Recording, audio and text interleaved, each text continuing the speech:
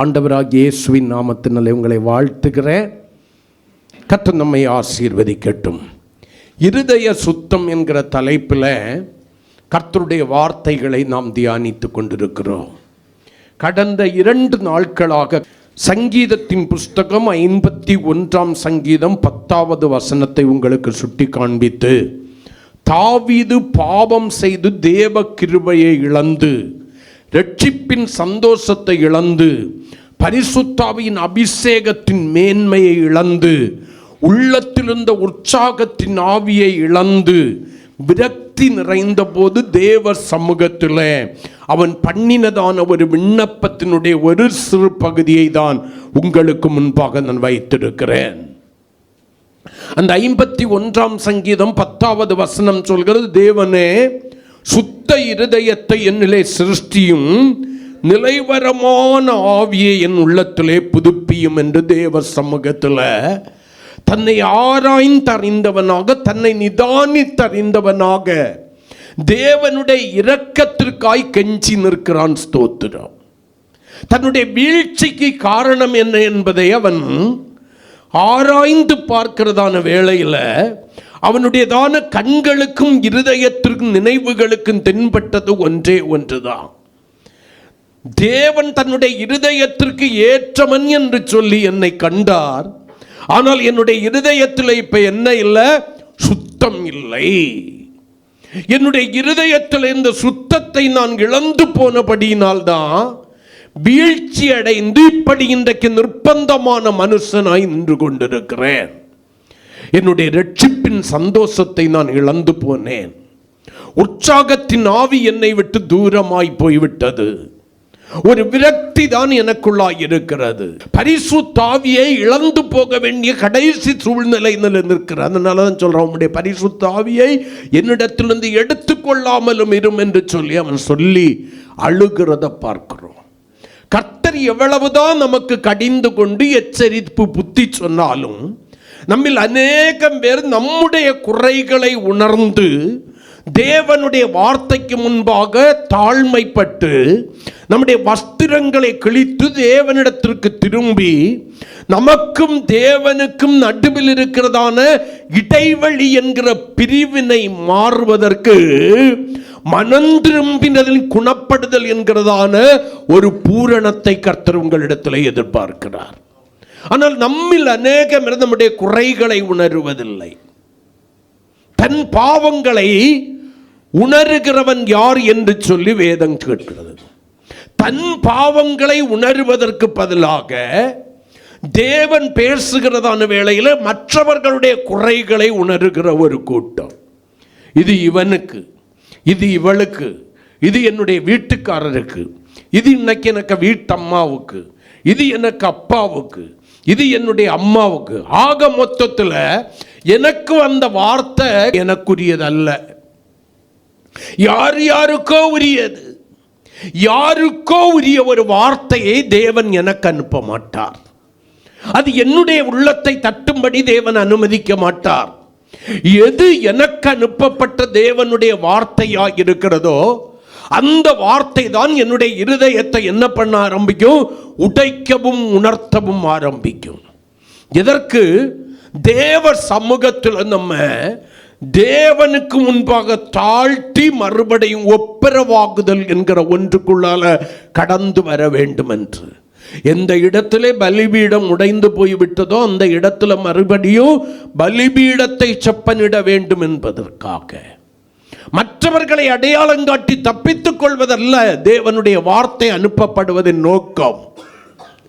தன் பிழைகளை உணர்கிறவன் யான், மறைவான குற்றங்களுக்கு என்னை நீங்களாக்கி ரட்சியும் என்று சொல்லி பக்தன் சொல்வதை போல, என் பிழைகளை உணர்ந்து அந்த உணர்வின் நிமித்தம் மறைவாய் வருகிற பாவ செயல்களுக்கு நான் விலக்கி காத்து கொள்ளப்பட வேண்டும் என்கிற நோக்கத்தோடு தான் தேவனுடைய வார்த்தை எனக்கு அனுப்பப்படுகிறது. நீங்கள் கேட்கிறவர்களாய் அல்ல, அதன்படி செய்கிறவர்களாய் இருக்க வேண்டும்.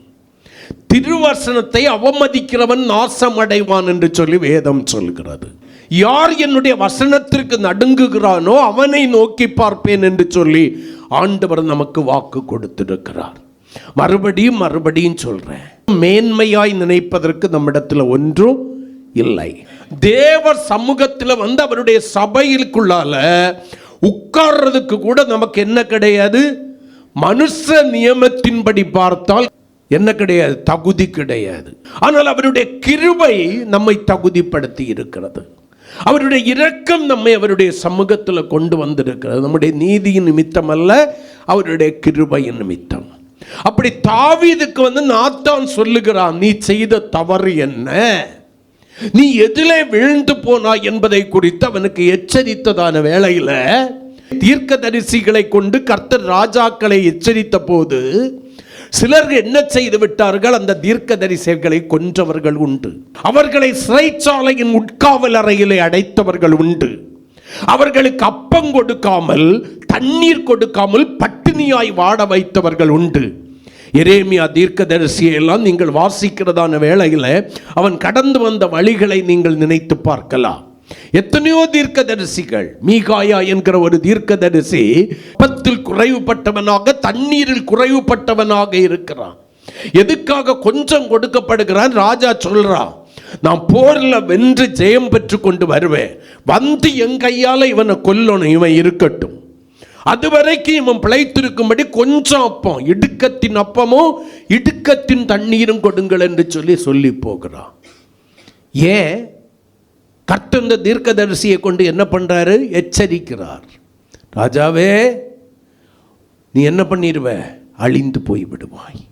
கர்த்தருக்கு ஸ்தோத்திரம். வேஷம் மாறி போறான், ஆனாலும் தேவ வார்த்தை அவனுடைய வாழ்க்கையில் நிறைவேறிட்டு. காரணம் என்ன தெரியுமா? கர்த்தருடைய வார்த்தைக்கு முன்பாக தாழ்மைப்படுவதற்கு பதிலாய் பெருமை பாராட்டினான். வாழ்க்கையில் எப்பையெல்லாம் தாழ்ச்சி என்கிற ஒன்று வருகிறதோ, எப்பையெல்லாம் இருதயம் வெறுமை என்கிற ஒன்றை சந்திக்கிறதோ, எப்பெல்லாம் இருதயத்தில் இருந்ததான சமாதானம் மாறி, கர்த்தருக்கு ஸ்தோத்திரம், கலக்கங்களும் குழப்பங்களும் நிறைந்ததாக உங்களுடைய வாழ்க்கையில் இருதயம் மாறுகிறதோ, உங்களுக்கு விரோதமாக எப்பொழுதெல்லாம் உங்களுடைய இருதயம் சாட்சி கொடுக்க ஆரம்பிக்கிறதோ, அப்பவே ஒன்றை நீங்கள் புரிந்து கொள்ளுங்கள், நீங்கள் எதிர்த்து நிற்க வேண்டியது தேவனுக்கும் தேவ மனுஷனுக்கும் தேவனுடைய வார்த்தைக்கும் அல்ல. உங்கள் குறைகளை உணர்ந்து தாவீது தன்னை தாழ்த்தி தேவனிடத்திலே மறுபடியும் ஒரு ஒப்புரவாதல் ஆகிறதற்காக, தனக்கும் ஆண்டவருக்கு நடுவில் இருக்கிற அந்த இடைவெளி மாறும்படியாக, பிரிவினை நடுச்சுவர் உடைக்கப்படும்படியாக, மறுபடியும் கர்த்தராகிய ஆண்டவருடைய முகம் தன்மேல் பிரகாசம் அடையும்படியாக அவன் கிரயம் செலுத்தினதை போல தேவ சமூகத்தில் நான் நீங்கள் மாறணும். இவன் ஒரு பெரிய ராஜா, இவ்வளவு பகிரங்கமாக தேவ சமூகத்தில் தன்னுடைய பாவத்திற்காக அழுது புலம்பும் போது மற்றவர்கள் எல்லாம் இவனை ஏளனம் பண்ணி இருப்பார்கள், அற்பமாய் எண்ணி இருப்பார்கள். கர்த்தருக்கு ஸ்தோத்திரம். இவனை எல்லாம் கர்த்தர் எப்படி மன்னிக்க போறாரு? நியாயப்பிரமாணத்தின் காலத்தில் வாழ்ந்தவன் அவன் நியாயப்பிரமாணத்தை மீறி விட்டான். இரண்டு பாவங்களுக்கு உட்படுத்தப்பட்டிருக்கிறான். ஒன்று, பிறன் மனைவியை இச்சியாதிருப்பாயாக என்று சொன்னதான் அந்த பிரமாணத்தை மீறிவிட்டான். ரெண்டு, கொலை செய்யாதிருப்பாயாக என்கிற பிரமாணத்தை என்ன பண்ணிட்டான், மீறிட்டான். இரண்டு பிரமாணங்களை மீறினவனை கர்த்தர் எப்படி மன்னிக்க முடியும் என்று சொல்லி, அது கிருபையின் காலம் அல்ல, நியாயப்பிரமாணத்தின் காலம். மற்றவர்கள் ஏளனமாய் பேசி இருக்கலாம், இனிவனுக்கு மன்னிப்பே இல்லை என்று சொல்லி இருக்கலாம். ஆனால் தாவீது தன்னுடைய இருதயத்தை உடைத்து ஊற்றுகிறான். தன்னுடைய வீழ்ச்சிக்கு காரணம் என்னன்னு பார்க்கிறான்.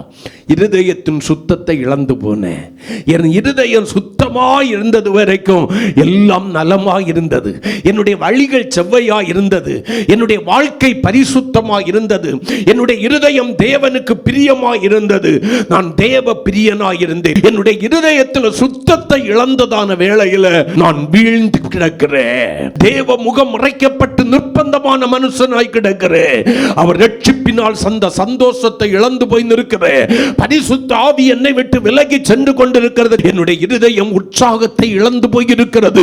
ஆவியிலே உற்சாகமின்றி தவித்துக் கொண்டிருக்கிறேன் என்று சொல்லி அங்கலாய்த்து தேவனுக்கு முன்பாக தன்னுடைய பாவத்தை அறிக்கையிட்டு வஸ்திரத்தை அல்ல இருதயத்தை கிழித்து மனம் திரும்புகிறவனாக, இனி ஒரு முறை என்னுடைய வாழ்க்கையில இப்படி பிரமாணத்தை மீறி நான் பாவம் செய்துவிடக் கூடாது என்பதில் மிகவும் உறுதியாயிருக்கிற ஒரு மனுஷனாக தாவீது தன்னை மாற்றிக்கொள்கிறான்.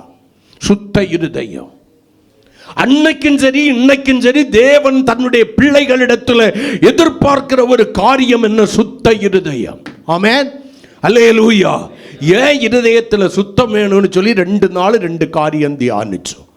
ஒன்று, ஜீவனுள்ள தேவனை ஆவியோடும் உண்மையோடும் ஆராதிப்பதற்கு, பரிசுத்த அலங்காரத்துடனே ஆராதிப்பதற்கு, ஆராதனின் அழகை அவர் கவர்ந்து முகர்ந்து அதை அங்கீகரித்து அதன் சுகந்த வாசனை முகர்ந்து என்னை ஆசீர்வதிப்பதற்கு என்னுடைய இருதயம் சுத்தமாயிருக்கணும். அப்பதான் நான் சுத்த ஒரு ஆராதனைய ஆண்டவர் விரும்புகிற பரிசுத்த அலங்காரம் நிறைந்த வாசனை நிறைந்ததான ஒரு ஆராதனைய நான் செய்ய முடியும். இரண்டாவது, தேவன் எனக்கு நல்லவராயிருப்பதற்கு எனக்கு சுத்த இருதயம் வேண்டும். ஆமென். மூன்றாவதாக 1 பேதுரு 1:22 வசனத்தை வாசிக்கிறதான வேளையில் எதற்கு சுத்த இருதயம் நமக்கு தேவை? வாசிக்கலாம். ஆகையால் நீங்கள் மாயமற்ற சகோதர சிநேகம் உள்ளவர்களாகும்படி ஆவியினாலே, மாம்சத்தினாலே அல்ல, ஆவியினாலே சத்தியத்திற்கு கீழ்ப்படிந்து உங்கள் ஆத்துமாக்களை சுத்தமாக்கி கொண்டவர்களாய் இருக்கிறபடியால் சுத்த இருதயத்தோடே ஒருவரில் ஒருவர் ஊக்கமாய் அன்பு கூறுங்கள். அப்போஸ்தலனாகிய பேதுருவை கொண்டு கர்த்தர் நமக்கு சொல்லுகிறார், இருதயத்தில் எதுக்கு சுத்தம் வேணும்? மாயமற்ற சகோதர சிநேகம் உள்ளவர்களாகும்படி, ஆவியினாலே சத்தியத்திற்கு கீழ்ப்படுகிறதான அனுபவம் உண்டாகும்படி, நம்முடையதான ஆத்துமாக்களை சுத்தமாக்கி கொண்டவர்களாய் நம்ம இருக்கிறபடியினால சுத்த இருதயத்தோட ஒருவரில் ஒருவர் ஊக்கமாய் அன்பு கூறுங்கள். நாம் மற்றவர்களிடத்தில் வைக்கிற அன்பில் மாய்மாலம் இல்லாம, வேஷம் இல்லாம, உண்மை அன்பாய் இருக்க வேண்டுமே ஆனால், தூய்மையான அன்பாய் இருக்க வேண்டுமே ஆனால், என்னுடைய இருதயத்தில் என்ன பண்ணணும்? சுத்தம் உருவாக வேண்டும். என்னுடைய இருதயத்தில் சுத்தம் இல்லாம நான் ஒருவரிடத்தில் அன்பாய் இருக்க முடியாது. அது எனக்கா ஜீவனை கொடுத்த இயேசு கிட்டையும் என் இருதயத்தில் சுத்தம் இல்லாம நான் என்ன பண்ண முடியாது? என்ன பண்ண முடியாது? அன்பு கூற முடியாது. அந்த அன்பை இயேசு அங்கீகரிக்க மாட்டார். ஆண்டவர் எப்பொழுதுமே நம்மிடத்தில் எதிர்பார்க்கிறது முழு இருதயத்தோடு, முழு ஆத்துமாவோடு, முழு பலத்தோடு கூட உள்ள அன்பு. ஆராதனை அப்படிதான் அன்பு கூற வேண்டும் என்கிற பிரமாணம் வேதத்தில் பல இடங்களில் எழுதப்பட்டிருக்கிறது. அந்த இயேசுவின் இரத்தத்தினாலே கழுவப்பட்டு சரீரமா சபையிலே சேர்க்கப்பட்டிருக்கிற கிறிஸ்துவின் மணவாட்டிகளாக இன்றைக்கு நம்மை ஆயத்தப்படுத்தி கொண்டிருக்கிறோமே, அவருடைய வருகையை எதிர்நோக்கி காத்திருக்கிற மணவாட்டியாய் நீங்கள் இருக்கலாம். அல்லது கிறிஸ்துவுக்குள் வாழ்ந்து கிறிஸ்துவுக்குள் மரித்து அவரோடு கூட நித்திய காலமாய் வாழுவதற்கு உங்களை எப்படியாகிலும் ஆயத்தமாக்கி கொள்கிறவர்களாய் இருக்கலாம். ஆனா இருதயத்தில் பொல்லாப்பற கழுவாமல், அசுத்தங்களையும் அருவருப்புகளையும் கோபங்களையும் எரிச்சல்களையும் பொறாமைகளையும் வைத்துக் கொண்டு, தேவன் விரும்பாத இச்சைகளை வைத்துக் கொண்டு, தேவன் விரும்பாத புறங்கூறுதலை வைத்துக் கொண்டு, தேவன் விரும்பாத பெருமைகளை வைத்துக் கொண்டு, தேவன் விரும்பாத கோள் சொல்லுதலை வைத்துக் கொண்டு நீங்கள் எப்படி சுத்த இருதயத்தோடு கூட இருக்கிறீர்கள் என்று சொல்ல முடியும்? எப்படி நான் தேவனிடத்திலும் மனுஷனிடத்திலும் உண்மையான அன்பு கொடுக்கிறேன் என்று சொல்ல முடியும்? உங்கள் மனசாட்சியை தொட்டு சொல்லுங்கள். எனக்கு பிடிக்காதவர்களை நான் பார்க்கும்போது பிடிக்கவில்லை என்று நேரடியாய் சொல்லிவிடுவேன். உங்களிடத்தில் இந்த தவறு இருக்கிறது, என்னால் உங்களை அன்பு கூற முடியவில்லை என்று நான் தைரியமாய் சொல்லிவிடுவேன். ஆனால் அவர்களை குறித்த தேவையில்லாத எண்ணங்கள், கசப்பான அனுபவங்கள் எனக்குள்ளால இருக்கும். அவர்களை குறித்த தவறான ஒரு உணர்வு எனக்குள்ளால இருக்கும். அவர்களை நான் வெறுக்கிறேன். என் ஆத்துமா அவர்களை ஆரோசிக்கிறது. பொல்லாத நினைவு அவர்களை குறித்து என்னுடைய இருதயத்தை நிரப்பி இருக்கிறது. ஆனால் அவர்களை பார்க்கும்போது நான் சொல்லுகிறேன், நான் உங்களை நேசிக்கிறேன். அவர்களிடத்தில் அன்பாய் இருக்கிறது போல நான் அடையாளம் காட்டிக்கொள்கிறேன். சில காரியங்களிலே எனக்கு உடன்பாடு இல்லை, ஆனால் அன்பாய் இருக்கிறது போல என்னை அடையாளம் காட்டிக்கொள்ள வேண்டும் என்பதற்காக, என்னுடைய அன்பிலே அவர்களுக்கு சந்தேகம் வந்துவிடக்கூடாது என்பதற்காக மாயமான ஒரு சிநேகத்தை எனக்குள்ளாய் உருவாக்கி வைக்கவில்லை என்று உங்களில் எத்தனை பேரால் சொல்ல முடியும்? இந்த காலை வேளையில தைரியமாய் பிடிக்காத ஒன்றை பிடித்ததை போல உங்களை அடையாளம் காட்டுகிறீர்கள். ஒருவரை குறித்த வெறுப்பை உங்களுக்குள்ளாய் வைத்துக்கொண்டு, மனத்தாங்களை வைத்துக்கொண்டு அவர்களிடத்தில் அன்பாய் இருக்கிறது போல நீங்கள் அடையாளம் காட்டிக் கொள்கிறீர்கள். நான் கேட்கிறேன், உங்களுக்குள்ளாய் உங்களை கிறிஸ்துவின் சாயலுக்கொப்பான சாயலாய் மாற்றுகிற கர்த்தருடைய ஆவியானவராகிய பரிசுத்த ஆவியானவர் இருக்கிறது உண்மையானால் உங்களால் எப்படி முடியும்? அவர் பாவம், நீதி, நியாய தீர்ப்பை குறித்து கண்டித்து உணர்த்துகிறவர் அல்லவா? உங்களிடத்தில் ஒரு நாளாகிலும் அவர் உணர்த்தவில்லையா? மகனே, மகளே, உன்னுடைய இருதயம் அவர்களை குறித்த மனத்தாங்கலாயிருக்கிறது. நீ அவர்களை குறித்து பொல்லாத நினைவு கொண்டிருக்கிறாய். அவர்களை குறித்த கசப்பு உன்னுடைய இருதயத்தை நிரப்பி இருக்கிறது. ஆனால் அவர்களை காணும் போது அன்பாய் இருக்கிறதை போல, சிநேகமாய் இருக்கிறதை போல, அது உண்மையான சிநேகத்தை போல நீ உன்னை அடையாளம் காட்டிக் கொள்கிறாய். இது தவறு என்று உங்களுக்குள்ளாக இருக்கிற பரிசுத்த ஆவியானவர் உங்களுக்கு அடையாளம் காட்டவில்லையா? உங்களை உணர்த்தவில்லையா? நீ உன்னுடைய பரிசுத்தத்தை இழந்து கொண்டிருக்கிறாய். தேவ சாயலை இழந்து கொண்டிருக்கிறாய். தேவனுடைய ராஜ்யத்தை நீ இழந்து கொண்டிருக்கிறாய். வேஷம் கடந்து போகிறதான ஒரு நாள் வருகிறது. அந்த நாளில் நீ வெட்கமடைந்து விடுவாய் என்று சொல்லி தேவன் உங்களை எச்சரித்ததில்லையா? அல்லது நீங்கள் உணர்த்தப்பட்டும் கூட எல்லாருக்கும் பிரியமாய் வாழ வேண்டும் என்பதற்காக ஒரு வேஷம் தரித்து வாழ்கிறவர்களாயிருக்கிறீர்களா? தேவனுடைய பிள்ளைகள் சுத்த இருதயத்துடனே கர்த்தரில் என்ன பண்ணணும்? அன்பு கூறணும்.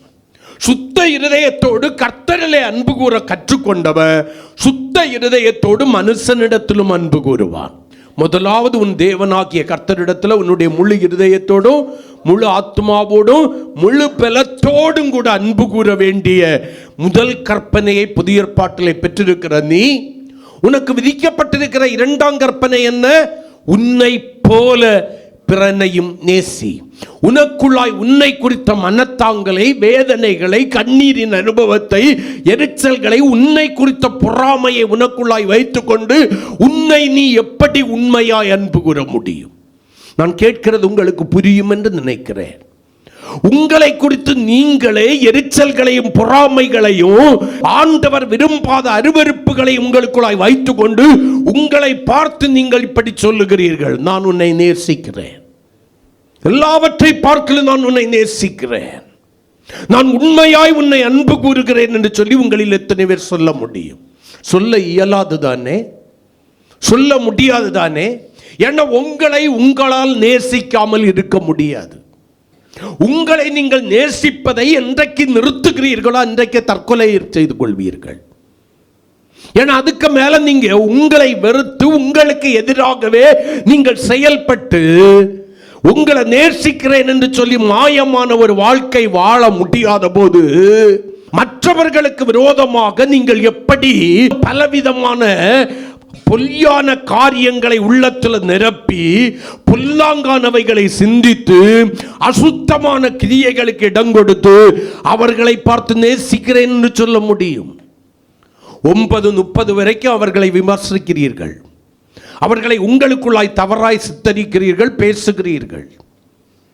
மற்றவர்களை காணும் போது அவனா அவளா எனக்கு தெரியாதா, அவையெல்லாம் மனுஷனா மனுஷியா என்று சொல்லி விமர்சிக்கிறீர்கள்.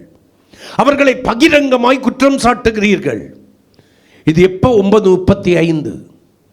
9:39 ஆகிறது. நீங்கள் யாரை பிடிக்கவில்லை என்று இவ்வளவு நேரமும் உங்களுக்குள்ளாய் குற்றம் சாட்டி கொண்டிருக்கிறீர்களோ, மற்றவர்களிடத்தில் குற்றம் சாட்டி கொண்டிருக்கிறீர்களோ, 9:39 அவர்கள் வந்து உங்களுக்கு முன்னாய் நிற்கிறார்கள். நீங்கள் அவர்களை நேரே பார்த்து நீங்கள் இந்த தவறு செய்கிறீர்கள் என்று சொல்றதுக்கு உங்களுக்கு தைரியம் ஏன் இல்லாமற் போயிற்று? நீங்கள் மற்றவர்களிடத்தில் விமர்சிக்கிறதான அந்த வார்த்தையை அவர்களிடத்தில் நேரே சொல்லலாமே, ஏன் உங்களால் முடியவில்லை? உங்ககிட்ட இந்த தவறு இருக்கிறது என்னால் நேசிக்க முடியவில்லை. நான் உங்ககிட்ட உண்மையாய் அன்பு கூறுகிறேன், ஆனால் உங்ககிட்ட சுத்த இருதயத்தோடு கூடிய அன்பை நான் பார்க்க முடியவில்லை. அப்படி அவர்களிடத்தில் ஏன் உங்களால் நேரே சொல்ல முடியவில்லை? மாயம் பண்ணுகிறீர்கள். சில காரியங்களிலே உங்களுக்கு உடன்பாடு இல்லை. சிலரை உண்மையாய் நேசித்தீர்கள், நன்றாய்தான் வாழ்க்கையிலே ஓடிக்கொண்டிருந்தீர்கள். யாரோ விதைத்த ஒரு தவறான விதை, யாரோ உங்களுக்குள்ளாய் போட்ட ஒரு தவறான சொல், கொஞ்சம் நீங்கள் முன்பின் யோசியாமல் அவர்களை என்ன பண்ண ஆரம்பித்து விட்டீர்கள்? அற்பமாய் நினைக்க ஆரம்பித்து விட்டீர்கள். அவர்களை கேவலமாய் நினைக்க ஆரம்பித்தீர்கள், கேவலமாய் பேசினீர்கள். நேரம் கிடைக்கும் போதெல்லாம் அவர்களுக்கு விரோதமாய் குற்றச்சாட்டுகளை வைத்தீர்கள். ஆனால் அவர்களை பார்க்கும்போது நீங்கள் அவர்களிடத்தில் அன்பாய் இருக்கிறதை போல அடையாளம் காட்டுகிறீர்கள். உங்களுடைய அன்பிலே ஏன் வேஷம்? உங்களுடைய அன்பிலே ஏன் சுத்தம் இல்லை? காரணம், இருதயத்தில் சுத்தம் இல்லை. இருதயம் சுத்திகரிக்கப்பட்டிருக்குமே ஆனால் அந்த இருதயத்திலிருந்து புறப்படுகிறதான அன்பு சுத்தம் உள்ளதா இருந்திருக்கும். இருதயம் சுத்தம் நிறைந்ததா இருந்திருக்குமே ஆனால் உங்களிடத்திலிருந்து புறப்படுகிற அன்பு சுத்தம் நிறைந்ததா இருந்திருக்கும். மற்றவர்கள் என்னை எப்படி பார்க்கிறார்கள் என்பது இங்கே முக்கியம் இல்லை. அவர்கள் என்னை எப்படி பார்க்கட்டும், எப்படி நினைக்கட்டும், என்னை குறித்து பேசட்டும், என் இருதயம் அவர்களை குறித்து எப்படி இருக்கிறது? அவர்களுடைய இருதயம் என்னிடத்திலே தாங்கலா இருக்கட்டும், நான் அதை மாற்றி அமைக்க முடியாது. என் இருதயம் அவர்களிடத்திலே தாங்கலா இல்லாதபடி உங்களால் காத்துக்கொள்ள முடியுமா? உங்களுடைய அன்பிலே மாயம் இருக்கிறதா? இல்லை உண்மை சிநேகம் இருக்கிறதா? நீங்கள் என்ன செய்து கொண்டிருக்கிறீர்கள்? எப்போவோ யாரோ செய்த ஒரு காரியத்தை உங்களுடைய மனசில் வச்சுக்கிட்டு அவர்களை அன்பு கூறுகிறதை போல நீங்கள் நடந்து கொள்கிறீர்களே, ஆனால் அது மாயம்தானே, அது உண்மை இல்லை தானே? இன்னும் உங்களுடைய இருதயம் சுத்திகரிக்கப்படவில்லை தானே? உங்களுடைய இருதயம் சுத்திகரிக்கப்பட்டிருக்குமே ஆனால் அந்த அன்பு உண்மை உள்ளதாக இருக்குமே. இன்றைக்கு அநேக பேர் தவறாய் பிரிந்து கொண்டிருக்கிறீர்கள். நம்முடைய தவறுகளை சொல்லாதவர்கள் நம்மை உண்மையாய் நேசிக்கிறார்கள். நம்மை கடிந்து கொள்ளாதவர்கள் நம்மை உண்மையாய் நேசிக்கிறார்கள். நம்ம என்ன செய்தாலும் கண்டு கொள்ளாமல் எஸ் ஓகே வைக்கிறவங்க என்ன பண்றாங்க? அதிகமாய் நேசிக்கிறார்கள். ஆனால் ஆண்டவர் சொன்னார், நான் யாரை நேசிக்கிறேனோ அவர்களை கடிந்து கொண்டு சிட்சிக்கிறேன் என்று இயேசு சொன்னார். ஆண்டவருடைய அன்பு தூய்மையானது. அது கல்வாரி சிலுவையிலே ஜீவனை கொடுத்து கூட வெளிப்பட்டது. அந்த ஆண்டவர் சொல்றாரு, நான் யாரை நேசிக்கிறேனோ அவர்கள் உண்மையாய் என்னையும் நேசிக்கும்படி, என்னுடைய அன்புக்கு அவர்கள் பாத்திரமாய் மாறும்படி கடிந்து கொண்டு நான் என்ன பண்றேன்? சிட்சித்து நேசிக்கிறேன். அப்படி என்னுடைய அன்பை நான் வெளிப்படுத்துகிறேன். என் அன்பு மகனே, உங்ககிட்ட இந்த சுபாவம் இருக்கிறது. என்னால் உன்னை அன்பு கூற முடியவில்லை. என் அன்பு மகளே, உன்னிடத்தில் இந்த சுபாவம் இருக்கிறது. உன்னிடத்தில் நான் அன்பு கூற முடியவில்லை. ஆகையினால் அந்த குறைகளை உணர்ந்து நீ மனம் திரும்பு என்று சொல்லி உன்னை நான் கடிந்து கொள்கிறேன், உன்னை எச்சரிக்கிறேன், உன்னை புத்தி சொல்கிறேன். ஆனால் நீ அவைகளை உணரவில்லை. அன்பு என்பதை தவறாய் புரிந்து கொண்டிருக்கிறோம். நீங்கள் செய்வதற்கெல்லாம் ஆமோதிக்கிறவர்கள் அல்ல உங்களிடத்தில் உண்மையான அன்பு வைத்திருப்பது. நீங்கள் தவறு செய்யும் போது உரிமையோடு கூட உங்களை யார் கண்டிக்கிறார்களோ, உங்களுடைய தவறை யார் உங்களுக்கு உரிமையோடு கூட சுட்டி காண்பிக்கிறார்களோ, நீங்கள் தவறு செய்கிறீர்கள் என்று அறிந்தும் உங்களை விட்டு விலகாமல் எப்படியாக உங்களுடைய இருதயம் உண்மையான அன்புக்கு நேராய் கடந்து வர வேண்டும் என்று முயற்சிக்கிறார்களோ, அவர்கள் உங்களை உண்மையாய் அன்பு கூறுகிறார்கள். அந்த அன்புக்கு நீங்கள் பாத்திரராய் நடந்து கொள்ள வேண்டும். ஆண்டவருடைய அன்பு அப்படிப்பட்டது. ஆண்டவர் என்னிடத்திலும் உன்னிடத்திலும் குறையை கண்டுபிடித்திருப்பாரே, ஆனால் இன்னைக்கு நீங்க ஒருவரோ நானோ நீங்களோ இன்னைக்கு ஆண்டவருடைய அன்புக்கு பாத்திரராய் நடந்து கொண்டிருக்க மாட்டோம். மனுஷன் தானே, மதியினம் இருக்கலாம். நீ சுத்தமாய் இருக்கிறாய் என்றால் உன்மட்டில் இரு. அது அவர்களுடைய இயலாமை. அவர்களிடத்தில் சொல்லு, உங்ககிட்ட இந்த இயலாமை இருக்கிறது, என்னால் உண்மையாய் உங்களை அன்பு கூற முடியவில்லை, உங்ககிட்ட அன்பாய் இருக்கிறது போல நடிக்க தான் முடியும் இப்படி என்ன, நீங்கள் இந்த காரியத்தை விட்டு வெளியே வாருங்கள். ஆண்டவர் அதை தான் விரும்புகிறார். இந்த மதியினத்தை உங்களுடைய இருதயத்தை விட்டு என்ன பண்ணுங்க, எடுத்து போட்டு பொல்லாப்பற கழுவுங்கள் உங்களுடைய இருதயத்தை. இயேசு உங்களை நேசிக்கிறார். அவருடைய சார்பாக நானும் உங்களை நேசிக்கிறேன். அன்பே இல்லாமல் நான் உன்னிடத்திலே அன்பாய் இருக்கிறேன் என்று எப்படி சொல்ல முடியும்? இந்த உலக பிரகாரமாக சொல்றேன், சரீர தேடுதலுக்காக அன்பாய் இருக்கிறேன் என்று சொல்லிவிட்டு அந்த சரீர தேடுதல் பூர்த்தி அடைந்தவுடனே அவர்கள் ஒருவரை ஒருவர் வைத்த அன்பு எங்கே போகிறது என்று தெரியவில்லை. நீங்கள் அப்படிப்பட்டவர்களா? ஏதோ ஒரு தேவைக்காக ஒருவிடத்தில் அன்பாய் இருக்கிறது போல அடையாளம் காட்டுகிறீர்களா? உங்களுடைய தேவைகள் அவர்களாலே பூர்த்தி செய்யப்பட்ட உடனே அவர்களை விட்டு விலகி போகிற இருதயம் உங்களுக்குள்ளாய் இருக்கிறதா? நீங்கள் யார்? உங்களுக்கும் இந்த உலகத்தில் இருக்கிறவர்களுக்கு என்ன வித்தியாசம்? நீங்கள் ஆண்டவரின் பிள்ளைகள் என்று சொல்லி மெச்சிக்கொள்வது உங்களுக்கு என்ன தகுதி இருக்கிறது? ஏன் தெரியுமா? ஆவியினால சத்தியத்திற்கு நான் கீழ்ப்படியல்ல. எனக்கு ஒன்று பிடிக்கலையா? பிடிக்கல, நீ இது செய்கிறது தவறு, அதை குறித்து கவலைப்படுவது கிடையாது. ஐயோ அவங்க என்கிட்ட பேச மாட்டாங்க, பேசுறது பேசாதது அவங்களுடைய விருப்பம், இனி என்னை நேசிக்க மாட்டார்கள், பரவாயில்லை, அல்லேலூயா. அவர்கள் உண்மைக்கு புறம்பாய் அன்பு கூறுகிறது போல என்னால் உண்மைக்கு புறம்பாய் அன்பு கூற முடியாது. நீங்கள் உங்களுடைய கணவனிடத்தில் வைத்திருக்கிற அன்பு உண்மை உள்ளது என்று உங்களில் எத்தனை பேருக்கு சொல்ல முடியும்? உங்கள் குடும்பத்தை குறித்து கேட்குறேன். நீங்கள் உங்களுடையதான மனைவியினிடத்தில் வைத்திருக்கிற அன்பில் கொஞ்சம் கூட களங்கம் இல்லை, உண்மையான சுத்தமான அன்பு என்று சொல்லி யாரிடத்திலே எத்தனை பேரிடத்திலே சொல்ல முடியும்? நீங்கள் உங்கள் பெற்றவர்களிடத்தில் வைத்திருக்கிற அன்பு உண்மை உள்ள அன்பு என்பது உறுதியளிக்கிற அது உண்மையான அன்பு, அதில் எந்த விதமான இருதயத்தில் அசுத்தம் இல்லை என்று உங்களுக்கு எத்தனை பேர் சொல்ல முடியும்? நீங்கள் உண்மையான அன்பு கூறுகிறவர்களா இருந்தால் கடந்த நாட்களிலே வாழ்க்கையிலே வந்ததான சில தவறுகளை மறுபடியும் அவ்வப்போது ஏன் அசை போடுகிறீர்கள்? ஏன் அவ்வப்போது அதை சுட்டி காண்பிக்கிறீர்கள்? அன்பு உண்மையானால் வேதம் சொல்கிறது அன்பு திரளான பாவங்களை மூடும் என்று எழுதப்பட்டிருக்கிறது. ஏன் எங்களால் முடியவில்லை? வேதத்திற்கு புறம்பாய் தானே வாழ்ந்து கொண்டிருக்கிறோம். உங்களுக்குள்ளாய் கிறிஸ்துவின் அன்பு ஏன் இல்லாமற் போயிற்று? இயேசு இந்த உலகத்தில் வாழும்போது தன்னுடைய சீசர்களை பார்த்து ஒரு முறை இப்படி சொன்னார், எல்லாத்திலையும் சரியாக தான் இருக்கிறீங்க, உங்ககிட்ட என்ன இல்லை? தேவ அன்பு இல்லை என்று அறிந்திருக்கிறேன். காரணம் என்ன? கூட இருக்கிற இருதய சுத்தமுள்ள சீசர்கள் இல்லை. இல்லை, அவன் சுயநலவாதியாக தான் இருக்கான். ஆகையினால இயேசு சொன்னார், உங்களிடத்தில் என்ன இல்லை? தேவ அன்பில்லை. நான் உங்களிடத்தில் உண்மையாக அன்பு கூறுகிறது போல நீங்கள் என்னிடத்தில் என்ன பண்ண முடியல? உண்மையாக அன்பு கூற முடியல. நீ செய்கிறதெல்லாம் சபாஸ். உங்களுடைய பிள்ளைகள் செய்கிற தவறை உங்களால் எந்த அளவிற்கு சொல்ல முடிகிறது? மகனே மகளே, இந்த காரியத்திலே தவறு செய்கிறாய், இது நாம் கற்றும் அறிந்தும் இருக்கிற வேத பிரமாணத்திற்கு தவறான காரியம், இப்படி செய்யக்கூடாது என்று சொல்லி உங்களுடைய பிள்ளைகளுக்கு போதிக்கிற பெற்றோர் எத்தனை பேர்? ஏன் உங்களால் முடியவில்லை? உங்க இருதயத்தில் சுத்தமான அன்பு இல்லை. அந்த பிள்ளைகளுடைய இருதயத்திலே கசப்பான வேற போட்டது, விதையை முளைக்க பண்ணினது நீங்கள் ஒருவரே. ஆகையினாலே நீங்கள் சொல்லுவதை இப்பொழுது உங்களுடைய பிள்ளைகள் கேட்பதா இல்லை. உங்களுடைய பிள்ளைகள் உங்களுக்கு யாராய் மாறிவிட்டார்கள் தெரியுமா? அகித்தொப்போலாய் மாறிவிட்டார்கள். உங்களுக்கு ஆலோசனைக்காரராய் உங்களுடைய பிள்ளைகள் மாறிவிட்டார்கள். நான் சொல்லுகிறதை கேளுங்கள் என்று சொல்லி அவர்கள் சொல்லுவதை கேட்கும்படியாக உங்களை பணிய வைக்கிற அகித்தொப்பேல்களாய் மாறிவிட்டார்கள். காரியத்தின் உண்மை நிலைவரத்தை நீங்கள் புரிந்து கொள்வதற்கு மனதற்றவர்களாய் இருக்கிறீர்கள். நம்மை சுற்றி என்ன நடக்கிறது என்பதை நீங்கள் புரிந்து கொள்வதற்கு மனதற்றவர்களாய் இருக்கிறீர்கள். சடுதியாய் ஒருவரை பகைக்கிறீர்கள், சடுதியாய் அவர்களை நேசிக்கிறீர்களை போல அடையாளம் காட்டுகிறீர்கள். எப்படி உங்களால் முடியும்? எப்படி உங்களால் முடியும்? நீங்கள் உண்மையான தேவனுடைய பிள்ளைகளே ஆனால் மறுபடியும் நான் சொல்வேன், உங்களால் வேஷம் போட முடியாது. நீங்கள் உள்ளதை உள்ளதென்றும் இல்லாததை இல்லை என்றும் சொல்வீர்கள்.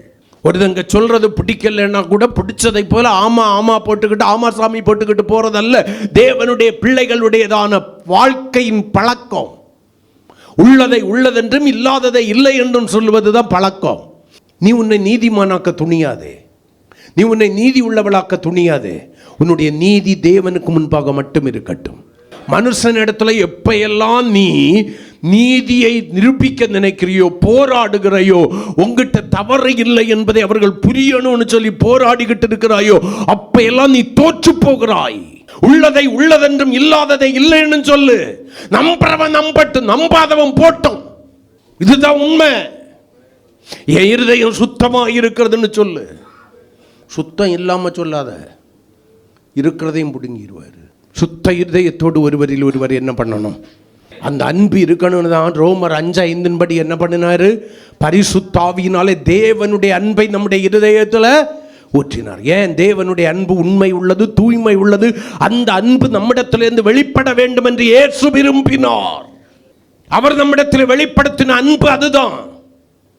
அந்த அன்பு தான் தேவ பிள்ளைகளாகிய உங்களிடத்திலும் என்னிடத்திலிருந்து வெளிப்பட வேண்டும் என்று இயேசு விரும்புகிறார். அதுக்காக தான் அன்பு இல்லை என்று கண்ட சீசர்களுடைய இருதயத்தில் பரிசுத்த ஆவியினாலே தேவனுடைய அன்பை ஊற்றினார். வேத புஸ்தகத்தில் மாயமான அன்பை வெளிப்படுத்தி அழிந்து போன ஒரு மனுஷன் உண்டு. அவனுக்கு பேர் என்ன தெரியுமா? தாவீதின் குமாரனாகிய அப்சலோம்.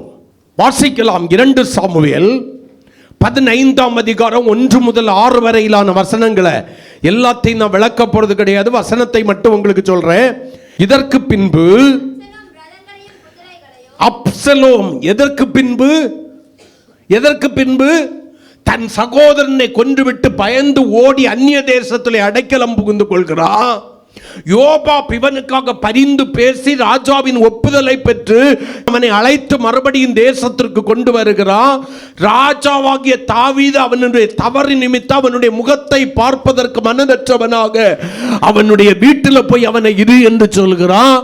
2 வருஷம் ஓடுது. யோபாப்ப கூப்பிடுறான், வா, நான் எதுக்கு அங்கிருந்து இங்க வந்தேன்னு தெரியாது, புரியல, நான் ராஜாவை பார்க்கணும், என் காரியத்தை சொல்றேன், ஒருவேளை என்னிடத்துல தவறு இருக்குன்னா அவர் கொன்று போடட்டும் அப்படின்னு. யோபாப்பு வரமாட்டேங்கிறான். யோபாவனுடைய வயல் நிலங்களை எல்லாம் சுட்டரிக்கிறான். முடிவில் யோபாப்பு வர்றான். காரியத்தை கேட்டுவிட்டு ராஜா கிட்ட போய் சொல்றாங்க. அந்த வேத பகுதி ஆழமான பகுதி, நாங்க போகல. இப்பொழுது ராஜா சரி வாச்சுன்னு சொல்றான். அப்சலோம் வருகிறான்.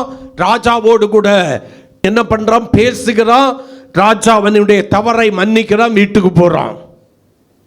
அதுக்கு இவைகளுக்கு பின்பு ராஜாவின் முகத்தை அவன் பார்த்து அவனுடைய காரியங்கள் மன்னிக்கப்பட்ட பின்பு அப்சலோம் ரதங்களையும் குதிரைகளையும் தனக்கு முன் ஓட 50 சேவகரையும் சம்பாதித்தான். அவனுக்கு நோக்கம் எதுவா இருந்திருக்கு? ராஜாவை பார்க்கிறதுக்கு. ஆமென். ராஜாவை பார்த்து மன்னிப்பு கேட்டுட்டோம்னா அடுத்த பிளான பண்ணிடலாம். ஹல்லேலூயா. ராஜாவோடு கூட ஒப்பரவாயிட்டேன்னா அடுத்த பிளான பண்ணிடலாம். சிலர் அப்படிதான் நம்ம கிட்ட அன்பு கூடுறாங்க. அடுத்த பிளானுக்கு இவன் தேவை, அடுத்த பிளானுக்கு இவன் தேவை. அன்பு போல நடிச்சுக்கிடுவோம். என்ன காசா பணமா? வாசிக்கலாம். மேலும் அப்சலோம் காலை தோறும் எழுந்திருந்து பட்டணத்து வாசலுக்கு போகிற வழி ஓரத்தில் நின்று கொண்டு எவனாகலும் தனக்கு இருக்கிற வழக்கு முகாந்திரமா யாரை பார்க்க வருவான்? ராஜாவாகிய தாவீது கிட்ட நியாயம் கேட்கறதுக்கு வருவான். அவனை அழைத்து, எப்பா நீ எந்த ஊராப்பா, எங்க இருந்துப்பா வர? அடுத்த வார்த்தை, அவன் உமது அடியான் இஸ்ரவேல் கோத்திரங்களில் ஒன்று கடுத்த 12 கோத்திரத்தில் ஏதோ ஒரு கோத்திரத்தை சொல்லுவான். அப்பொழுது அப்சலோம் அவனை நோக்கி, இதோ உன் காரியம் நேர்மையும் நியாயமா. காரியத்தை கேட்கவே இல்லை, என்ன ஊரான்னு கேட்டான். அப்படித்தானே பைபிள் சொல்லுது. நீ எந்த ஊரான்னு கேட்டான். அவன் உமது அடியான் இஸ்ரவேல் கோத்திரங்களில் ஒன்றுக்கு அடுத்த இந்த ஊரான்னு தன்னுடைய கோத்திரத்தை சொல்றான். இப்போ ரூபன் கோத்திரத்தை சார்ந்தவன் வச்சுக்கோங்களேன். நான் ரூபன் கோத்திரத்தில் இன்னாருடைய மகன் இந்த இடத்துல இருந்து வர்றேங்கிறான். உன் காரியம் என்னன்னு சொல்லி அப்சலோம் இப்ப கேட்கல. ஆனா இப்ப அப்சலோம் என்ன சொன்னான்? அவனை நோக்கி, இதோ உன் காரியம் நேர்மையும் நியாயமுமா இருக்கிறது, ஆனாலும் ராஜா கிட்ட போனேன்னா உன் காரியத்தை விசாரிப்பார் ஒருவரையும் இல்லை. அங்க போனேன்னா உனக்கு நியாயம் கிடைக்காது, உனக்கு அங்க நியாயம் செய்வார் யாரும் இல்லை. இப்ப அடுத்த வசனத்தை வாசியுமா. பின்னும் அப்சலோம் வழக்கு வியாஜ்யம், அதாவது வழக்கு பிரச்சனை உள்ளவர்கள் எல்லாரும் என்னிடத்தில் வந்து நான் அவர்களுக்கு நியாயம் செய்யும்படிக்கு என்னை தேசத்தில் எதுக்கு கொண்டு போடுறான்? ஹலோ, எதுக்கு கொளுத்து போடுறான்? என்ன, யார் நியாயம் செய்ய முடியும்? ராஜா. என்ன, அவனை சவுட்டி தள்ளிக்கிட்டு என்னை ராஜாவாக்குனா நல்லமா இருக்கும். நான் தான் சரியா நியாயம் செய்கிற ஆளு. அல்லேலூயா. உண்மையா நியாயம் செய்கிற ஆளு. ஏன் அறிவுக்கு அளவுக்கு அந்த ஆளுக்கு என்ன கிடையாது? அறிவு கிடையாது, ஞானம் கிடையாது. ஆளு பார்த்து சொல்லுவான் ராஜா. நான் ராஜாவை சொன்னேன், ராஜாவை. ஆனா நான் அப்படி இல்லை. நீ எல்லாம் எங்கிட்ட வந்தேன்னா சரியான நியாயம் சொல்லிடுவாங்க, உனக்கு ஏற்றபடி. யாருக்கு ஏற்றபடி? வழக்க கொண்டு வர்ற உனக்கு ஏற்றபடி நான் சொல்லிடுவேன். அல்லேலூயா. வாசிமா. இப்போ இதுதான் ரொம்ப ஹைலைட். எவனாகிலும் ஒருவன் அவனை, ராஜாவுக்கு பையன் நிற்கிறான் வழியே, ராஜாவுக்கு பையன் வழியில் வந்து நிற்கிறான்.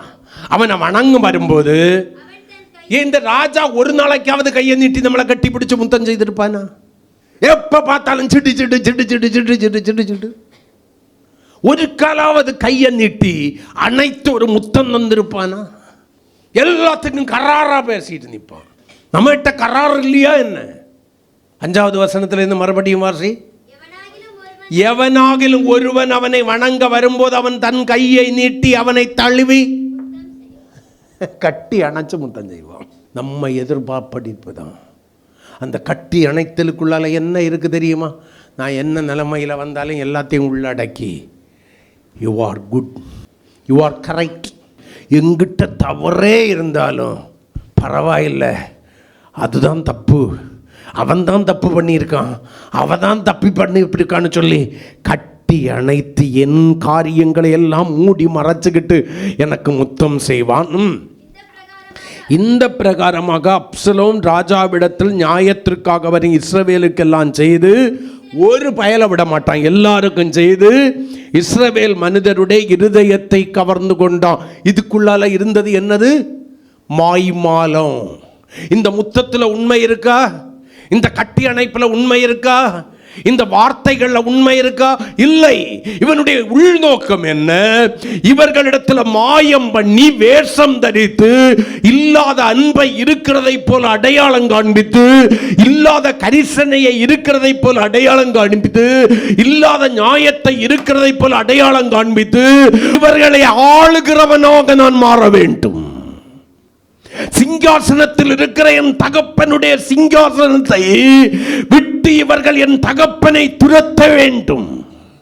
அந்த சிங்காசனத்திற்கு நான் உரியவனாய் மாற வேண்டும். அந்த இடத்தை நான் சுதந்திரிக்க வேண்டும். அதுக்கு பிறகு எனக்கு சுயரூபத்தை வெளிப்படுத்திடலாம். அல்லேலூயா.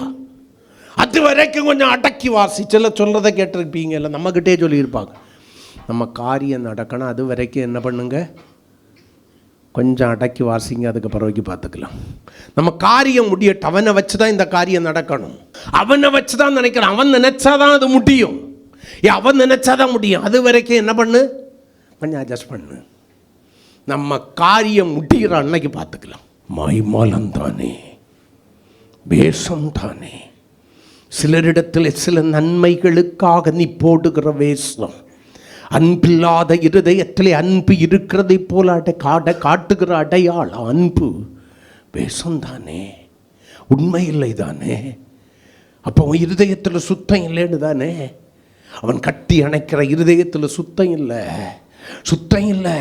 அவனுடைய நோக்கம் எல்லாம் நான் ராஜாவாய் மாற வேண்டும், என் தகப்பனுடையதான சிங்காசனத்தை நான் சுதந்திரித்துக் கொள்ள வேண்டும் என்கிற மாயமான ஒரு எண்ணத்தை தவிர, சுத்தம் இல்லாத இருதயத்தை தவிர அப்சலோம் இடத்துல என்ன இருந்துச்சு? கடைசியில் ராஜாவும் ஆயிட்டான். ஆமீன் சொல்ல. தந்திரமாய் ஆயிட்டான். தகப்பனுடைய சிங்காசனத்தில் போய் உட்கார்ந்துட்டான். ஆமீன் சொல்லுங்களேன். இவைகளுக்கு பின்னால நிறைவேற வேண்டிய கர்த்தருடைய வார்த்தை இருந்துச்சு. நான் அதை குறித்து போய் எடுக்கல. தகப்பனுடைய சிங்காசனத்தில் போய் இருந்துட்டான், ஆளுகையை பெற்றுக்கிட்டான், அதிகாரத்தை பெற்றுக்கொண்டான். இப்ப இஸ்ரவேல் தன்னுடைய கீழே இருக்கிறதா உணர்கிறான். தேவ பிள்ளையே தன்னுடைய தகப்பனுடைய உயிரை பறிப்பதற்கு துணிகிறான். இவனை உயிரோட வைக்க கூடாதுன்னு கொல்றதுக்கு துணிகிறான். தாவீதை குறித்து கர்த்தர் சொல்லுவாரு, உரியாவினுடைய சங்கதியை தவிர எல்லாத்துலேயும் அவன் பர்ஃபெக்டாக இருந்தான். கரங்களை கொட்டி. ஏதோ ஒரு தவறு பண்ணிட்டான், ஏதோ ஒரு பிரமாணத்தை மீறிட்டான். ஆனால் அதற்கான கிரயத்தையும் அவன் செலுத்தி விட்டான். நான் அவனுடைய பாவங்களை சமுத்திரத்தினடி ஆழத்தில் தள்ளிவிட்டேன். சிலர் செய்த பாவங்களை நீ 7 ஓட்ட உள்ள ஆளாக்கும் 3 ஓட்ட உள்ள ஆளை பேசிக்கிட்டே இருக்க. 7 ஓட்டைய வச்சுக்கிட்டு நீ 3 ஓட்ட உள்ள ஆளை குற்றம் சாட்டிக்கிட்டு இருக்கிற. உனக்கு ஓட்டையை படைக்க போற. உன்னுடைய குறைகளை விட்டு எப்பொழுது மனம் திரும்ப போகிறாய்? உன்னுடைய மாய்மாலத்தை விட்டு எப்பொழுது மனம் திரும்ப போகிறாய்? உன்னுடைய வேஷத்தை கலைத்து போட்டு எப்பொழுது உண்மையாய் கர்த்தரிடத்திலும் மனுஷரிடத்திலும் ஒப்பரவாக போகிறாய்? இல்லாத ஒன்றை இருக்கிறதை போல அடையாளம் காட்டுகிற தேவ பிள்ளையே, தன் தகப்பனுடைய உயிரை வேட்டையாடுவதற்கு போகிறான். அங்கே ஒரு கர்வாலி மரத்தில் தலை தொங்கி நிற்கிறான். சுத்த இருதயம் இல்லாம மாய்மாலம் பண்ணி அன்பு இல்லாத அன்பை இருக்கிறது போல தேவ சமூகத்தில் துணிந்து நடந்தேன்னா ஏதோ ஒரு சில காரியங்களுக்காக, நன்மைகளுக்காக, சில காரியங்களை உனக்கு சுதந்திரித்துக் கொள்வதற்காக, சில காரியங்களில் சிலருடைய கண்களில் உனக்கு கிருபை கிடைக்கிறதுக்காக அன்புள்ளவனை போல அன்புள்ளவளை போல அடையாளம் காட்டினேன்னா அப்சலோம போல அந்தரத்தில் தொங்குவ. யோபாப்பின் வல்லையங்கள் உன் நெஞ்சை பிளந்துவிடும். உன்னை முறைப்படி அடக்கம் பண்ணாம வனாந்திரத்தில் ஏதோ ஒரு இடத்துல ஆழ குழி தோண்டி புதைச்சுக்கிட்டு அதுக்கு மேல கற்குவியலை குவித்து இது அப்சலோமின் கல்லறை என்று யாருக்கோ அடையாளம் காட்டினார்கள். ஆனா தாவீதினுடைய அன்பு உண்மை அன்பு. தகப்பனை கொல்ல துடிக்கிறான். அந்த மகனுக்காக அவன் செத்த போது அவன் பரிதவித்துக் கொண்டிருக்கிறான். அல்லேலூயா.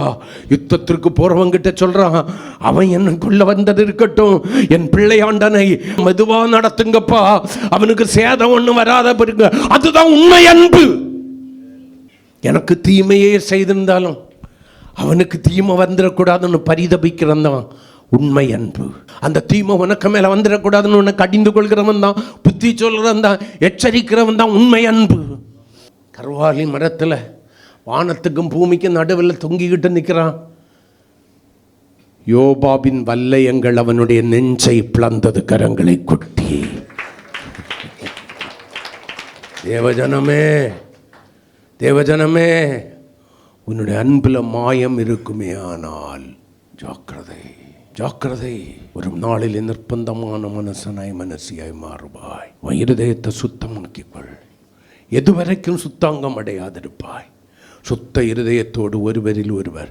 முதல்ல உன் வீட்டுக்குள்ளால இருந்து ஆரம்பி. உன் வீட்டுக்குள்ளால ஆரம்பி. சபையில் கொண்டு வந்த அன்பை. ஆமே. யார் என்னை எப்படி நினைச்சாலும் சரி, தாவீதை போல சொல்லு, யார் என்னை எப்படி நினைச்சாலும் சரி, என் இருதயம் சுத்தமாக்கப்பட்டிருக்கிறது.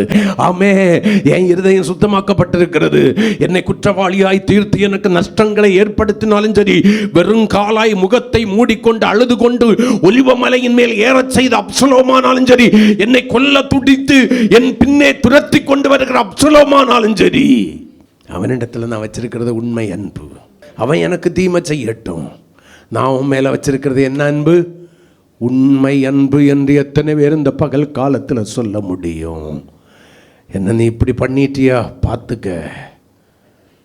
உடனே போய் முழங்கால் படியிட்டு அவர்களுக்கு விரோதமாய் ஜபிக்கிறதா? சாப வார்த்தைகளை அவர்களுக்கு விரோதமாய் கூறுகிறதா? உண்மை அன்பு. அவர்களுக்காய் தாய் பரிதபிப்பதை போல, தந்தை பரிதபிப்பதை போல பரிதபிப்பதல்லவோ உண்மை அன்பு. 1 தீமோத்தேயு 1:5 அப்போஸ்தலனாகிய பவுல் தீமோத்தேயுவுக்கு சொல்லுவார், கற்பனையின் பொருள் என்னவெனில் சுத்தமான இருதயத்திலும் நல் மனசாட்சி. நல்ல சுத்தமான மனசாட்சி. சுத்த இருதயம் இருந்தாலும் சுத்த மனசாட்சி வரும்.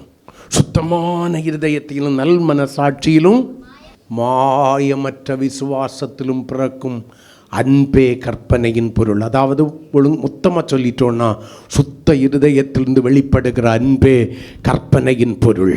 எந்த மனுஷனுக்குள்ளால, எந்த மனுஷிக்குள்ளால சுத்த இருதயத்தில் இருக்கிறதான அன்பு இருக்கிறதோ, கசப்பும் வைராக்கியம் மற்ற எரிச்சலற்ற பொறாமையற்ற குற்றம் சாட்டுதலற்ற கோல் சொல்லுதலற்ற சாப வார்த்தைகளை கூறி அவர்களுக்கு சாபத்தை கூறுகிற, அவர்களுக்கு விரோதமாக எதிர்ஜபம் பண்ணுகிறதான இருதயம் இல்லாம யாருக்குள்ள அன்னை போல பிறனையும் நேசி என்று சொல்கிற உண்மை கட்டளையின் கற்பனையின் பொருளையும் அறிந்தவனாக தன்னுடைய இருதயத்தை சுத்தமாக்கி கொண்டு மற்றவர்களிடத்தில் உண்மையாய் அன்பு கூறுகிற இருதயம் இருக்கிறதோ அவர்கள் கற்பனையின்படி வாழ்கிறவர்கள். ஒரு வசனத்தை கூட வாசிங்க.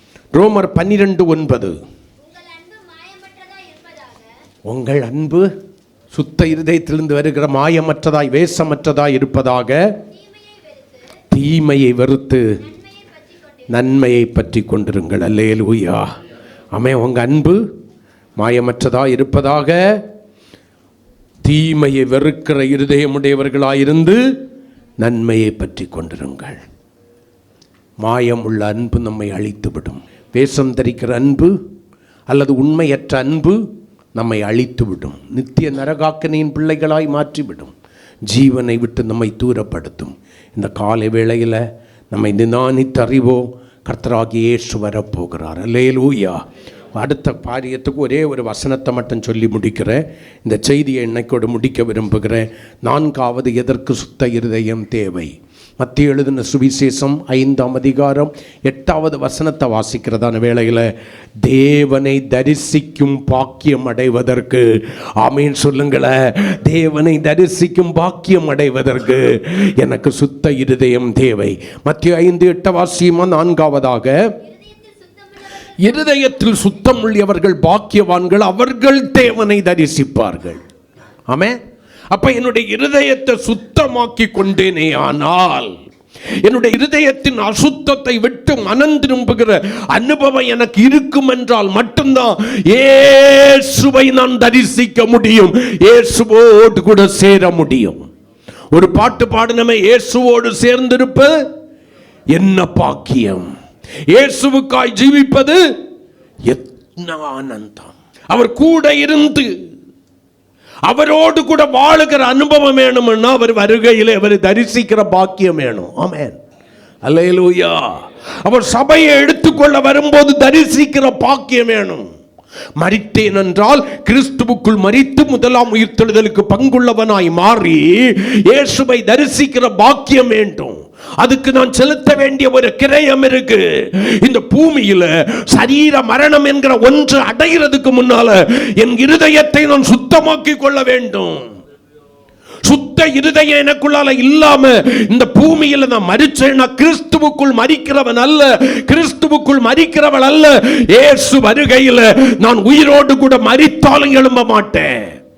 ஒருவேளை நான் உயிரோடு கூட இருக்கிற ஆளே ஆனால், கிறிஸ்துவுக்குள் மரித்தவர்கள் உயிரோடு எழும்புகிற அடுத்த நொடி பொழுதுல, நல்ல கவனிங்க, என்னுடைய மாம்ச சரீரத்தை இழந்து கர்த்தருக்கு ஸ்தோத்திரம் மறுரூபமாகி இயேசுவை மத்திய ஆகாயத்தில் சதித்து தரிசிக்கிறதான பாக்கியம் உண்டாகணும். அங்கே அவருடனே கூட இருப்பதற்கு நான் அழைக்கப்பட்டிருக்கிறேன். இருதயத்தில் சுத்தம் இல்லாம மரித்தாலும் நான் உயிரோடு கூட எழும்ப போவதில்லை. இயேசுவை தரிசிப்பதற்கு உயிரோடு கூட இருந்தாலும் இயேசுவை தரிசிப்பதற்கு நான் மறுரூபமாக போவதில்லை. நீங்க எதை நோக்கி பிரயாணித்துக் கொண்டிருக்கிறீர்கள்? கிறிஸ்தவ வாழ்க்கை என்பது ஒரு ஞான ஸ்நானத்திலே 3 அந்நிய பாஷையோடும் மாதம் எடுக்கிறதான கர்த்தருடைய பந்தியோடும் கூட முடிந்து விட்டது என்று நினைக்கிறாயோ சபையே? எவனோ பைத்தியக்காரன் சொல்றதை கேட்டுக்கிட்டு நீயும் உன்னுடைய வாழ்க்கையை குறுகலாக்கி கொண்டாயோ? எந்த மட்டும் ஒருவரை ஒருவர் கடித்து பட்சிப்பீர்கள்? எந்த மட்டும் ஒருவரை ஒருவர் குற்றம் சாட்டி கொண்டிருப்பீர்கள்? ஒருவருக்கு ஒரு விரோதமாய் ஒருவர் பேசாதிருங்கள் என்று சொல்லி யாக்கோபு சொல்றாரு. எதுவரைக்கும் பேசிக் கொண்டிருப்பீர்கள்? மறக்க முடியலங்கிறியா? கிறிஸ்து உங்களுக்கு மன்னித்தது போல நீங்களும் ஒருவருக்கொருவர் மன்னிங்க. நாம் மன்னிக்க கற்றுக்கொள்ளவில்லை என்றால் உங்களில் அநேகம் பேர் இங்கே இருப்பதற்கு தகுதியற்றவர்களாய் மாறி இருப்பீர்கள். மதியினம் ஒன்று வந்து விட்டது. பிள்ளையின் நெஞ்சில் என்ன இருக்கும்? மதியினம் இருக்கும். தண்டனையின் பிரம்பு அதை அகற்றும். ஆண்டவரை மன்னித்திருக்கிற போது நான் மன்னிக்க வேண்டியது என்மேல் விழுந்த கடமை அல்லவா? இருதயத்தில் சுத்தம் இல்லாமல் எப்படி நான் அவர்களை மன்னிக்க முடியும்? மன்னிக்க முடியும். என் பிள்ளைகளாக இருந்தாலும் சரி, அவர்களுடைய மதியினத்தை நான் மறக்கணுமன்னா எனக்கு இருதயம் சுத்தமாக இருக்கணுமே. ஆமே, சுத்த இருதயம் இல்லாமல் பரலோகத்துக்கு போக முடியாது, இயேசுவை தரிசிக்க முடியாது. ஆமே, இயேசுவை தரிசியாதவள் பரலோகத்துக்கு போக முடியாது. கரங்களை கொட்டி மரித்தாலும் உயிரோடு எழும்பி தரிசிக்கணும். ஆமே, உயிரோடு இருந்த மறுரூபமாகியவரை தரிசிக்கணும். அங்கே அவருடனே கூட இருப்போம். கரங்களை கொட்டி கர்த்தரை மகிமைப்படுத்துவோமா? ஹல்லேலூயா. ஏன் அவன் அப்படி இருக்கா இல்லை, இவன் அப்படி இருக்கா இல்லை, நான் அதை விட நல்லா தான் இருக்கிறேன்னு சொல்றியா? உனக்காக ஒரே ஒரு வசனத்தை வாசிச்சு முடிச்சுடுறேன், நேரம் இல்லை. வெளிப்படுத்தின விசேஷம் 22ஆம் அதிகாரம் 11-12 வசனங்களை வாசிக்கலாம். அநியாயம் செய்கிறவன் இன்னும் அவன் செய்யட்டும், நீ அதை போய் தடக்க போவாத. ஆமே, நீ அவனுக்கு கூட சேர்ந்து யாரா மாறிடாத, அநியாயக்காரனாய் மாறிடாத. அநியாயம் செய்கிறவன் இன்னும் அநியாயம் செய்யட்டும், அசுத்தமாயிருக்கிறவன் இன்னும் அசுத்தமாயிருக்கட்டும். அவனுக்கு நீ முட்டு கொடுக்க போவாத, அவன் கூட சேர்ந்து நீ அசுத்தவானாய் மாறிவிடாத. இது எதுக்கு தெரியுமா சொல்றேன்? அவங்க எல்லாம் இப்படி இருக்காங்க, நான் என்னத்துக்கு அப்படி? அநியாயம் செய்கிறவன் இன்னும் அநியாயம் செய்யட்டும், அசுத்தமாயிருக்கிறவன் இன்னும் அசுத்தமாயிருக்கட்டும், நீதி உள்ளவன் இன்னும் தன்னுடைய நீதி பூரணமடையும்படி நீதி செய்யட்டும், பரிசுத்தம் உள்ளவன் இன்னும் எபிரேயர் 12:14 பரிசுத்தம் இல்லாமல் ஒருவனும் தேவனை தரிசிக்க முடியாது என்று எழுதப்பட்டிருக்கிறது. இருதயத்தை சுத்தப்படுத்திக் கொண்டு பரிசுத்தத்தை பயத்துடனே காத்து கொண்டு கர்த்தருக்கு ஸ்தோத்திரம். இயேசுவின் வருகையிலே அவரை தரிசிப்பதற்கு, மரித்தால் உயிரோடு கூட எழுந்து தரிசிப்பதற்கு, உயிரோடு கூட இருந்தால் மறுரூபமாவை தரிசிப்பதற்கு நம்மை ஆயத்தமாக்கிக் கொள்வோமேயானால் நானும் நீங்களும் பாக்கியவான்களாயிருப்போம். ஆராதிக்க இருதய சுத்தம். கர்த்தர் எனக்கு நல்லவராய் இருக்க வேண்டுமே, ஆனால் இருதய சுத்தம். அல்லேலூயா. ஆமே, என்கிட்ட இருந்து உண்மை அன்பு வெளிப்பட வேண்டுமே, ஆனால் இருதய சித்தம். கடைசியாக என் இயேசுவை நான் தரிசித்து அவரோடு கூட இருக்கணும்னா என்னுடைய இருதயம் சுத்தம் இழக்காதபடி சுத்தமாய் காத்து கொள்ளப்பட வேண்டும். முழங்கால் படியிடுவோம். இயேசு வரப்போகிறார். உன் நினைவுகளின் படியும் உன் எண்ணங்களின் படியும் வாழுவதற்கல்ல, இயேசு உன்னை கல்வாரி சிலுவையிலே சிந்தின இரத்தத்தினாலே மீட்டது தேவ சபையே. அவர் என்னை கடிந்து கொண்டாலும் சிட்சித்தாலும், என்னை புத்தி சொன்னாலும் எச்சரித்தாலும், அவைகளை நான் அன்புடன் ஏற்றுக்கொண்டு என் இருதயத்தை சுத்திகரித்துக் கொண்டு என் ஆண்டவரோடு கூட நித்திய காலமாய் வாழ்வதற்கு, மற்றவர்கள் என்னை குறித்து என்ன நினைச்சாலும் பரவாயில்லை, எனக்கு தீமை செய்கிற அப்புசலோம்களாய் மாறினாலும் பரவாயில்லை, உண்மை அன்பை வெளிப்படுத்துகிறவனாக இயேசுவின் வருகைக்கு எப்பொழுதோ உண்மை உள்ள இருதயத்தோடு, சுத்தமான இருதயத்தோடு எதிர்நோக்கி காத்திருக்கிறவளாக இருப்பேன் ஆண்டவரே என்று சொல்லி ஆண்டவருடைய கரங்களில் நம்முடைய வாழ்க்கையை ஒப்பு கொடுத்து, உனக்கு கிடைத்த இந்த நாளிலாகிலும் உன் சமாதானத்துக்குள்ளவைகளை தேடிக்கொண்டாயானால் உனக்கு நலமாயிருக்கும்னு வேதம் சொல்லுது. எத்தனை அசுத்தங்கள், எத்தனை கசப்புகள், வைராக்கியங்கள், எத்தனை எரிச்சல்கள், எத்தனை புறங்கூறுதல்கள், எத்தனை கோள் சொல்லுதல்கள், குற்றம் சாட்டுதல்கள். ஆனால் அவர்களிடத்தில் அன்பாயிருக்கிறது போல அடையாளம் காட்டுகிறோம்.